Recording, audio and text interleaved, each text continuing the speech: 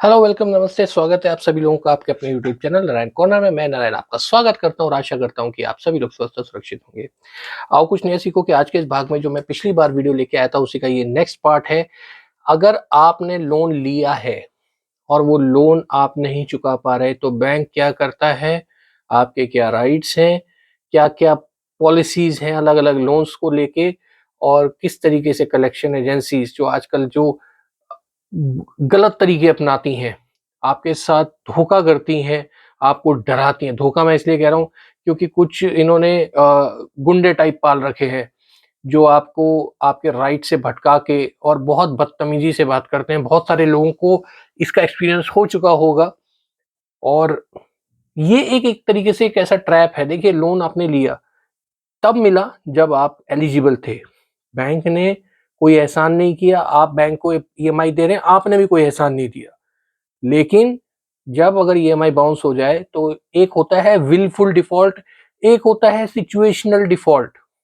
Situational default यानी genuine default. Wilful default यानी कि आपके पास दूसरे अकाउंट में पैसे हैं, आप ईएमआई दे सकते हैं लेकिन आपने वो पैसा ईएमआई में ना देके कहीं और यूज़ किया। और यूज़ किया मतलब जो आपकी जो सर्वाइवल मनी है, मैं उसकी बात नहीं कर रहा क्योंकि सुप्रीम कोर्ट कह चुका है कि अगर आपके पास सर्वाइवल मनी है, ईएमआई देने के पैसे नहीं है, तो सर्वाइवल मनी हर किसी के लिए इम्पोर्टेंट है। आप ज़िंदा रहेंगे या ईएमआई देंगे? आप ज़ाहिर-सी बात है अपने अपने परिवार को ज़िंदा रखने के लिए जो पैसे चाहिए उसका यूज़ करेंगे। लेकिन आप बिज़नेस में यूज़ कर रहे हैं, आप कहीं और खर्चा कर रहे हैं, लेकिन आप ईएमआई नहीं दे रहे, दैट इज़ विलफुल डिफ़ॉल्ट यानी आप जानबूझ के डिफ़ॉल्ट कर रहे हैं। के साथ आपकी जॉब चली गई, आपका बिज़नेस खत्म हो गया, आपके साथ एक फ्रॉड हो गया जिसमें आप या फिर कोई ऐसा अनएक्चुअल इवेंट हुआ, कई लोगों की फैक्ट्रीज़ में या गोडाउन में ऐसी आग लगी, सारा का सारा माल ज़ीरो हो गया, कर्ज़ चढ़ गया। अब वो मार्केट से भी कर्ज़े में हैं और बैंक से भी उन्होंने लोन लिया हुआ है। अब ऐसी सिचुएशन में क्या करेंगे आप? ये सिचुएशनल डिफ़ॉल्ट है, ये विलफुल डिफ़ॉल्ट नहीं आते। आपकी जॉब चली गई, आप ट्राई कर रहे हैं, अब इसके बाद क्या होता है? नौकरी चली गई, सबसे क्रिटिकल चीज़ है नौकरी जाना। 2025 में बहुत लोगों की नौकरी गई है, बहुत लोगों की, यकीन मानिए।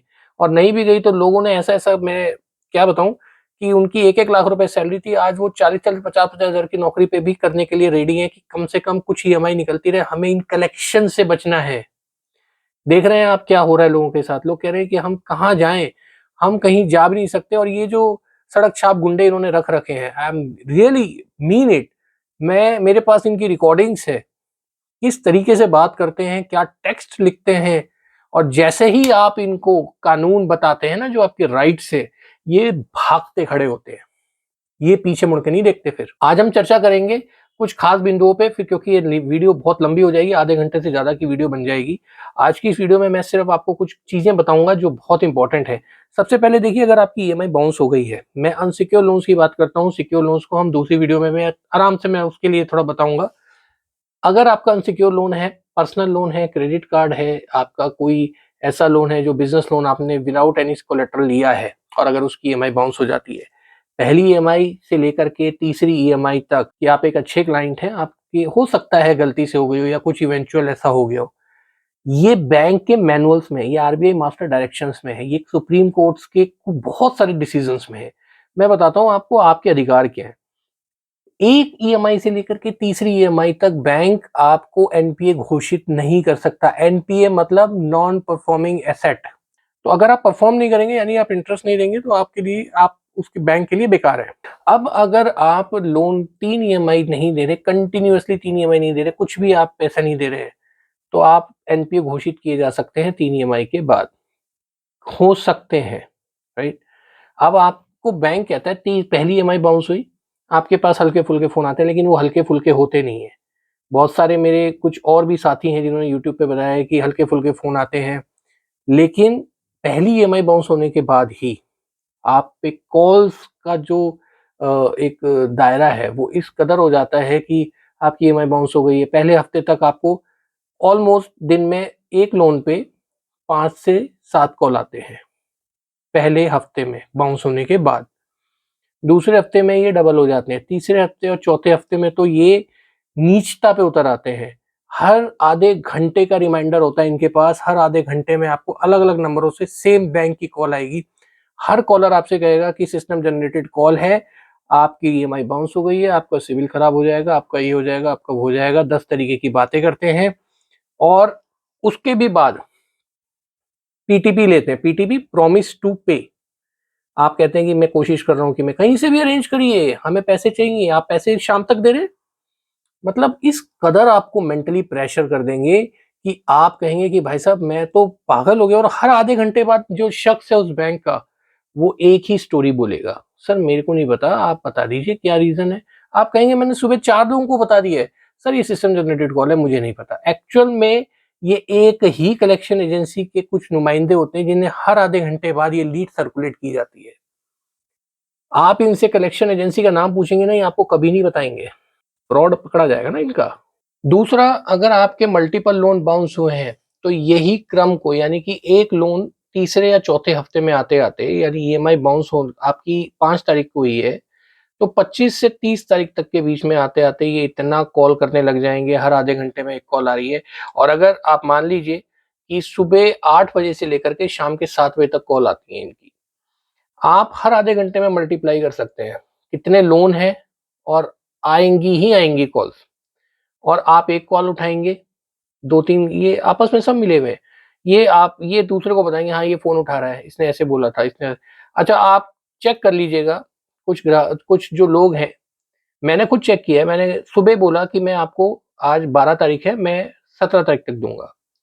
दोपहर को जब फ़ोन आया, क्योंकि कंटिन्यूअस आ रहे हैं, मैंने बोला 17 तारीख को दूँगा, सुबह 3 लोगों को बता चुका हूँ। जब चौथे लोग व्यक्ति को मैंने बताया कि मैं तो 25 को दूँगा, फट से उसने कहा कि आपने तो 17 तारीख बोला था। मैंने कहा आपने भी तो बोला कि आपको कुछ नहीं पता कितने कॉल्स आए हैं। तो यहाँ पे ना ये टैक्टिक्स पकड़ी जाती हैं इनकी। ये सड़क छाप इन्होंने ना बहुत ही इलिटरेट पर्सन रखे हुए हैं, जिन्हें सिर्फ़ ये बोला गया है कि लात मारो और पैसे निकालो। इनको खुद वहाँ लात पड़ रही होती है। ये कॉल्स पहले आने शुरू हो जाते हैं, राइट? फिर ये आपको धमकी देने लगते हैं कि हम घर आएँगे। हम आपको जो है घर आके हम आपसे कुछ भी करके पैसे निकलवाएँगे, हमें तो पैसा चाहिए। सर ये जो है ना आने वाला सीन, आपके पास पूरा राइट है। मैं ये बताऊँगा आपको, अगर इस वीडियो में कवर हो पाता है, नहीं तो नेक्स्ट वीडियो में, कि आपके राइट्स क्या हैं। अभी तो मैं फिलहाल इनकी ये जो सड़क छाप हरकतें हैं ना, पहले वो आपको बताऊँ। डरिएगा बिल्कुल भी मत। लोन बाउंस हुआ है, कोई गुनाह नहीं किया है। आपने कोई ऐसा वो नहीं बैंक के साथ धोखाधड़ी करी है, आपने लोन दिया है, अब तक ईएमआई पे करी हैं। आप बिल्कुल भी डरिएगा मत इसमें। अगर आपके पास पैसे का जुगाड़ होता है, बात करिए। क्रेडिट कार्ड है, मिनिमम ड्यू 15,000 है, आपके पास 5,000 का जुगाड़ है, आप वो दे दीजिए। लेकिन अगर है तो थोड़ा-सा इनको कीप अवे। अगर बिल्कुल ही नहीं है, तो भी आपको डरने की ज़रूरत नहीं है। फिर तो कोई बिगाड़ बिगाड़ ही नहीं सकता भई, जब नहीं है तो कहाँ से करेगा कोई? तो खड़े हो जाइए। बहुत सारे आपके लीगल रेमेडीज़ आपके साथ हैं, बैंक आपका कुछ नहीं बिगाड़ सकता। सिबिल ही तो खराब हुआ है, ज़िंदगी तो आपकी खराब नहीं होगी ना। क्यों आपके परिवार वालों को भुगतना पड़े? अगर आप नहीं रहे, मैं उन व्यक्तियों को कह रहा हूँ जो ये कहते हैं कि अब जीने का कोई लाभ नहीं है, हम तो मर जाएँ तो अच्छा है। आप मर जाएँगे, आपके परिवार को कौन देखेगा? छोड़ देंगे ये लोग? नहीं छोड़ते। ये भले ही कुछ ना कर सकते हो, लेकिन मेंटल प्रेशर तो उन्हें भी देंगे।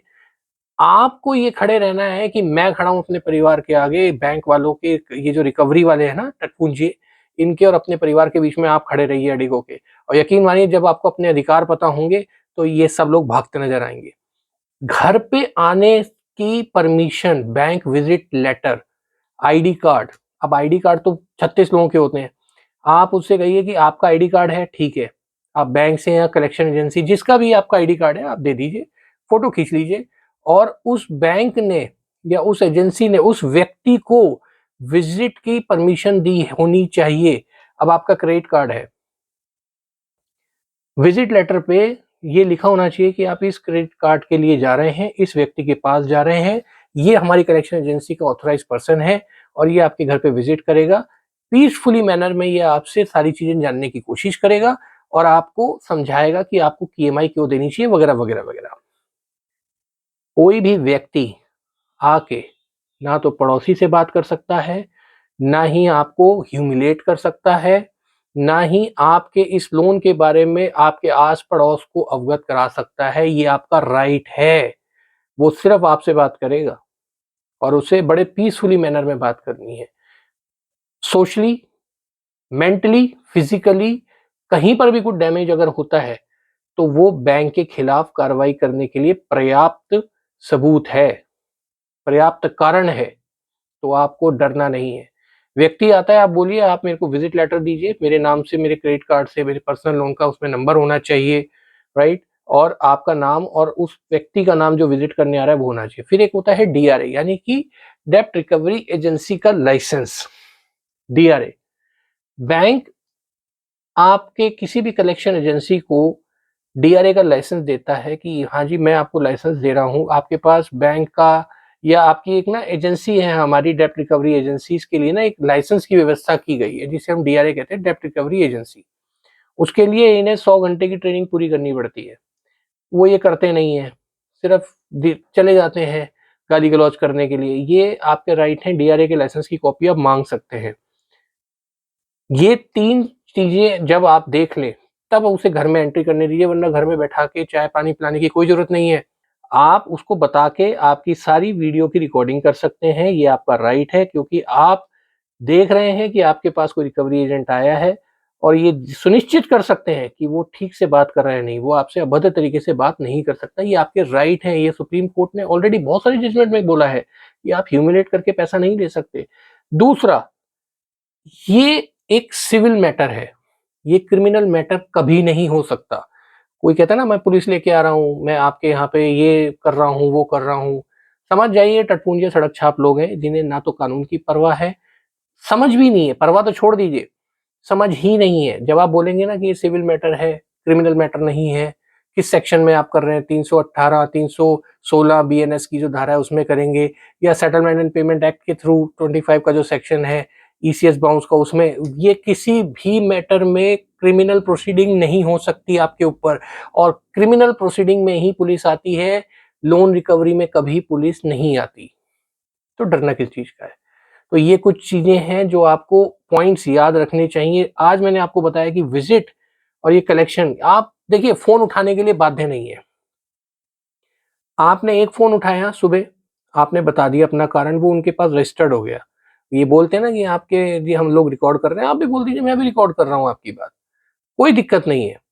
और आपको मैंने कारण बता दिया कि मेरे ये जॉब नहीं है, मैं तारीख तक दे पाऊंगा मैं, और एक इसके रिमेडीज नेक्स्ट वीडियो में मैं लेके आऊंगा कि किस तरीके से आपको अगर बाउंस हो जाता है तो क्या क्या आगे आपको कदम उठाने चाहिए। लेकिन फिलहाल ये जो कलेक्शन की जो कॉल्स आती हैं ये आप उठाने के लिए बाध्य नहीं है। आप पत्राचार कर सकते हैं, आप मेल लिख सकते हैं, आपके पास जो फोन आ रहे हैं आप उन्हें टेक्स्ट मैसेज कर सकते हैं, कम्युनिकेशन आपकी तरफ से हो रहा है, लेकिन ये फोन उठाना आपके लिए बाध्यकारी नहीं है। तो उस प्रेशर में मत आइए कि अगर ये फ़ोन कर रहे हैं, 20 फ़ोन कर रहे हैं, तो आपको फ़ोन उठाना ही है और हर फ़ोन में ह्यूमिलेट होना ही है। सॉरी, आपके किसी रिश्तेदार को ये लोग फ़ोन नहीं कर सकते। कोई भी कलेक्शन एजेंसी अदर दैन को-एप्लीकेंट और एप्लीकेंट फ़ोन नहीं कर सकता। पर्सनल लोन में को-एप्लीकेंट कोई होता नहीं है, रेफ़रेंस वो भरते हैं, लेकिन रेफ़रेंस जो भरते हैं तो आप ये नहीं कह सकते कि उससे फ़ोन करके मुझे ईएमआई दिलवाओ। This is illegal, right? तो ये सब चीजें अगर आप फेस कर रहे हैं तो अपने अधिकार को जानिए और समझिए कि आपके साथ इलीगली कोई भी एक्सट्रैक्शन ऑफ अमाउंट नहीं कर सकता। अगली वीडियो में मैं बताऊंगा आपको कि किस तरीके से आपके और राइट्स हैं जिससे आपको ये कलेक्शन और ये डेप्ट रिकवरी से आपकी बचाव हो सकती है। तो बने रहिए इसी तरीके से वीडियो में। अगर वीडियो पसंद आई तो लाइक कर दीजिए, चैनल को सब्सक्राइब कर दीजिए और बेल आइकन दबा दीजिए जिससे अगली वीडियो आपको समय पे नोटिफाइड हो जाए। तो अगली वीडियो में जल्द मुलाकात होगी, तब तक अपना ख्याल रखिए, सुरक्षित रहिए। जय हिंद।